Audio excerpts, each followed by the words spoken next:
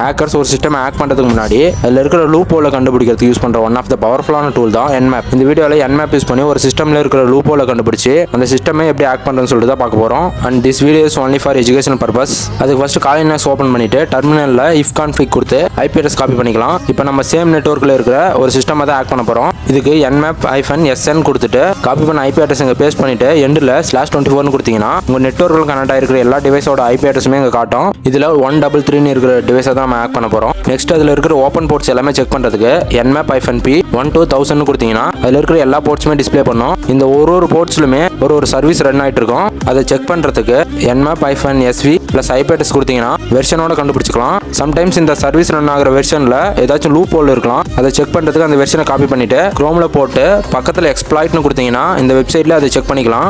வெர்ஷனில் ஏதாச்சும் loop whole இருந்துச்சு அப்படின்னா மெட்டாஸ்ப்ளாய்ட் யூஸ் பண்ணி அந்த சிஸ்டமே ஹேக் பண்ண முடியும். மெட்டாஸ்ப்ளாய்ட் பற்றி தெரிஞ்சுக்கணும் அப்படின்னா கமெண்ட்டில் மெட்டான்னு கமெண்ட் பண்ணுங்கள். நிறைய பேர் கமெண்ட் பண்ணீங்க அப்படின்னா வீடியோ போட ட்ரை பண்ணுறேன். தேங்க்ஸ் ஃபார் வாட்சிங்.